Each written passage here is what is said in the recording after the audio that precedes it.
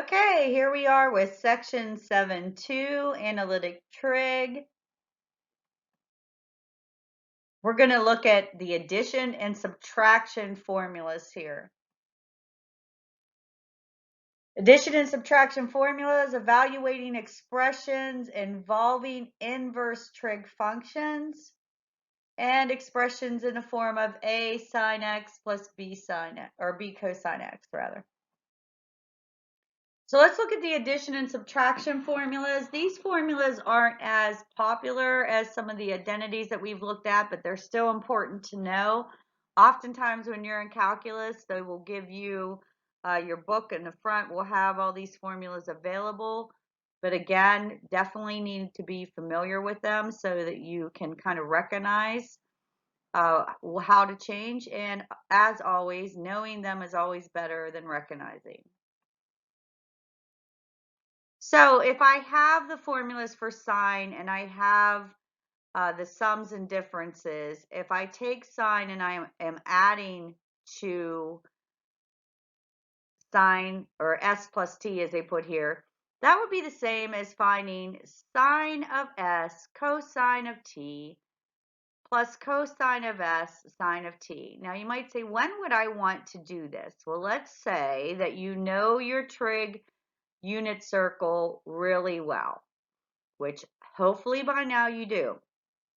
And let's say that you have the sine of 75. Well, the sine of 75 is not on your unit circle, but certainly the sine of 45 and the sine of 30 is. So you could say 45 plus 30 and then figure out your answer this way. Similarly, s minus t can be done the same way. So if I was looking for the sine of 75, I could use 45 and, or I'll say the sine of 15, I could use 45 minus 30, which would give me 15, and use this formula to simplify it. Formulas for cosine, s plus t, you have cosine, cosine, sine, sine. And s minus t is cosine, cosine, sine, sine, adding them. So they're not too hard to remember. The formula for tangent, a little bit different.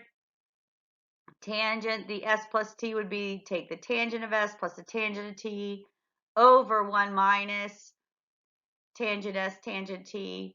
The difference formula here is the subtraction of the top and then addition of the bottom. So once again, they're not too difficult to know, and that's helpful because, like I said, you will at least have to recognize these when you're doing your work in this class or in calc to help you simplify.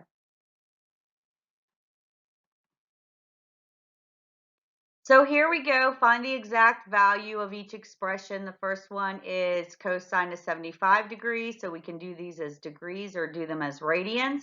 The second one is cosine of pi over 12.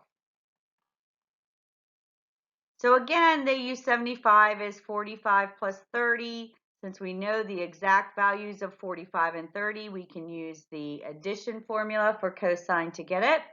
So I have the cosine of 75 is equal to 45 plus 30. So I have the cosine of 45, cosine of 30, sine of 45, and sine of 30. And I'm going to use the difference of those two. How did I know to do that? I know the formula. I know these values because of my unit circle. So again, you will see from this point on, as you move forward, if you are moving forward in math, you will need to know your unit circle well because this will come up time and time again. Simplify. So I have the square root of 6 minus the square root of 2 over 4. Now pi over 12 can be expanded to be pi over 4 minus pi over 6. Hopefully you're not saying, how is that? This would be 3 pi over 12, and this would be 2 pi over 12. So 3 minus 2 is then pi over 12. And we know our pi over 4 and pi over 6 on our unit circle. So I'm going to use my formula, substitute in my values for my unit circle, and I will get the square root of 6 plus the square root of 2 over 4.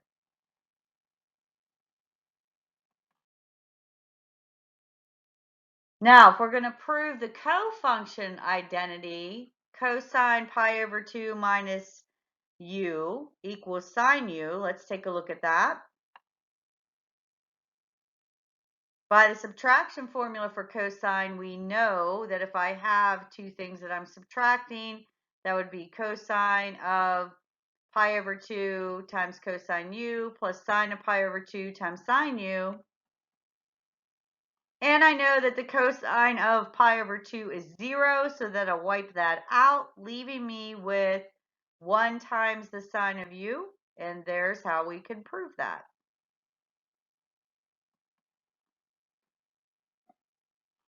But again, this right here is a formula that we looked at on one of the first slides. So if you know it, this just answers the question, how does that work? This proof here. But as in all proofs, once you know it and understand it, you don't have to do the proof if you already know the identity. The cofunction identity in example 3, as well as other cofunction identities, can be derived from the following figures. So here is how you can figure this out. If you have the cosine of pi over 2 minus u, that will be equal to, again, looking at this value, cosine is the adjacent over hypotenuse. So here's our adjacent, here's our hypotenuse, so b over r, which is the same as sine u. Sine would be the opposite, b over r. So again, this would be b over r for the sine.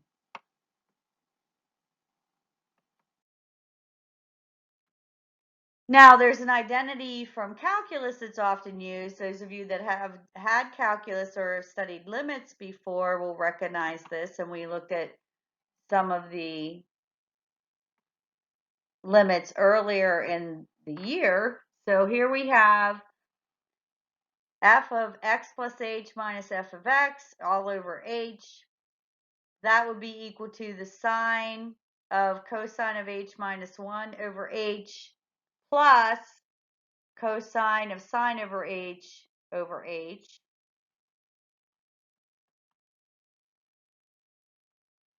I'm going to combine these together because I have a common denominator.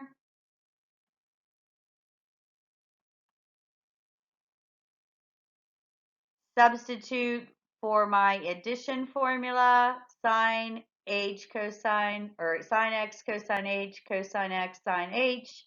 I still have my minus sine x on the end. Factor out a sine.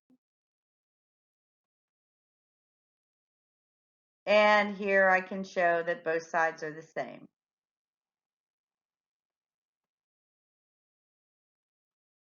Now we're going to take a look at evaluating expressions involving inverse trig functions.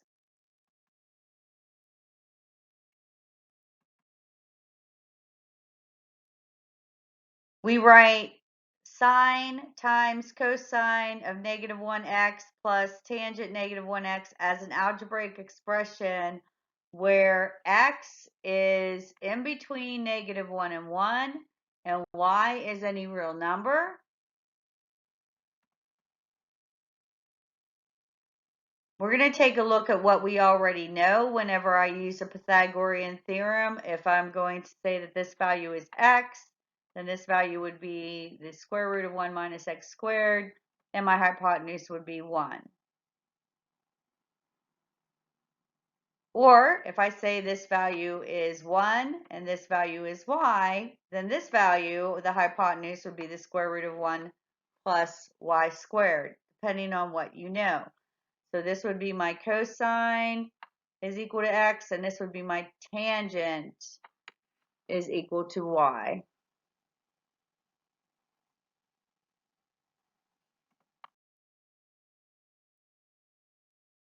So from the triangles, we can know these values. And again, it's all about manipulating one thing that you know into another. This is the same as when we took a look at sine squared plus cosine squared equals 1.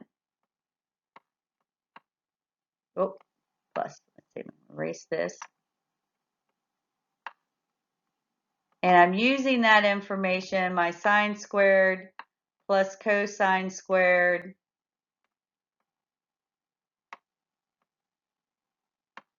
equals 1.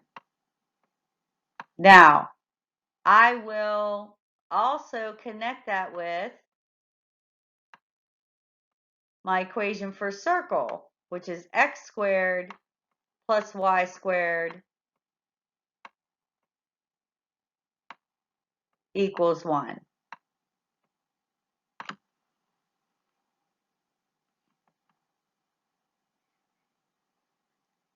So going back to the problem, if I have sine times cosine, the inverse cosine x plus the inverse tangent x,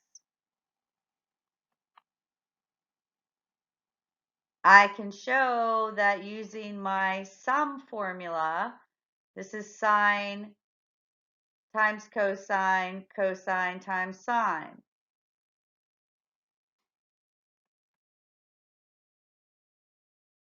From the triangles, I can substitute these values in.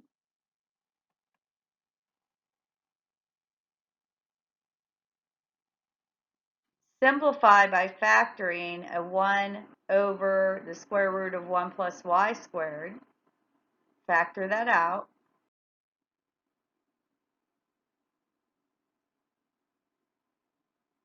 Now we'll look at expressions in the form of a sine x plus b sine x, or b cosine x, sorry. Here we have these expressions where we have, notice our value 1/2 sine x here. We're going to take a look at plus square root of 3 over 2 times cosine x. How do we solve something like this?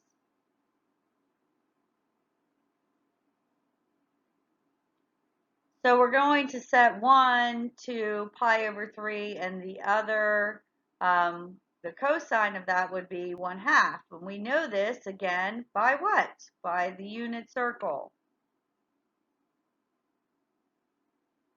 So all of this, again, comes back to the unit circle.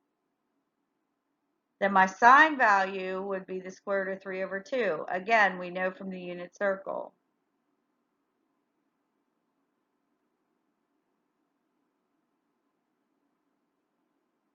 So that being the case, we can say that it's equal to cosine plus sine, sine, cosine.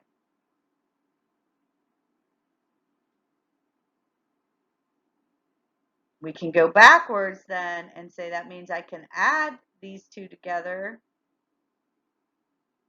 and have x plus the square root of 3. Or I'm sorry, x plus pi over 3. Brain's getting off. Must be because this is the last lesson, right? Okay. And we are able to do this because of the coefficients, and precisely this cosine and sine of a particular number in this case is pi over 3. We know that it's pi over 3. Why? the unit circle. We can use the same idea to write these forms A sine x, B cosine x in the form of K sine x plus my radian or my degree. We start by multiplying the numerator and the denominator by the square root of a squared plus b squared. Familiar again because of the unit circle.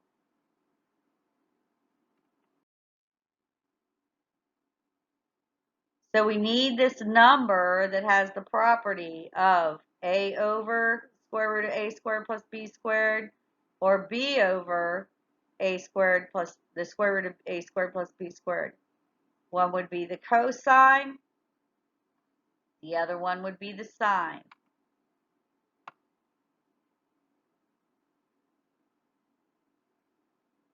If I have my A, my point AB, then this hypotenuse here would be my square root of a squared plus b squared. Depending on whether or not I am going to use my value of side, which is B, or my side, which is A, depends on whether I'm using my sine for my opposite over hypotenuse or my cosine for the adjacent over hypotenuse.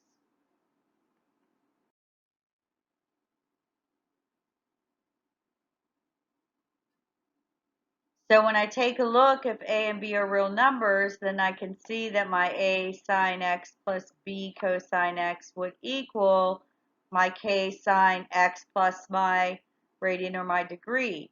So that will satisfy these two formulas that we just looked at. And again, these are formulas that I would not expect you to memorize, but I would expect you to be familiar with. So let's look at expressing 3 sine x plus 4 cosine x in this form. We know that k would equal to the a squared plus b squared, the square root of that. So that would be the square root of 3 squared plus 4 squared, which we know to be 5.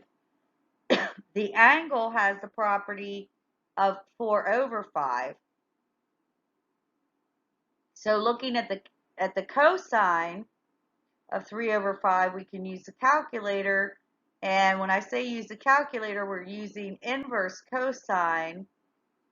So we're going to hit second cosine on our calculator to get 53.1. And of course, we have to make sure that our mode is in degrees.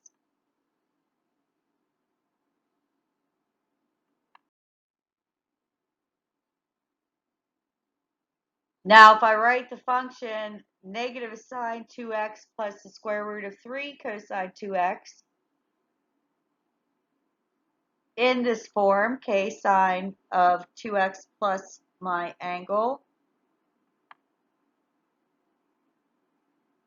we know a is negative 1 because it's the coefficient in front of the sine. We know that b is the square root of 3.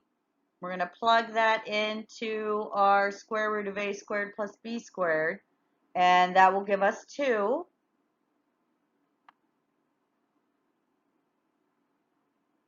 Cosine of this angle would be negative 1/2. Sine would be square root of 3 over 2. From all the signs in these quantities, we can conclude that it is in quadrant 2.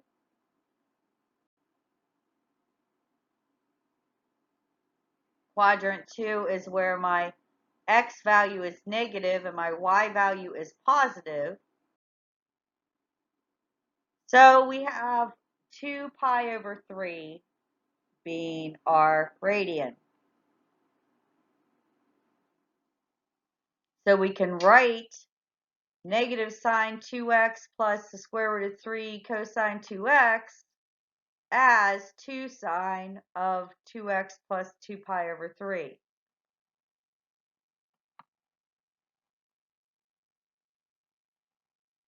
We could factor out a 2.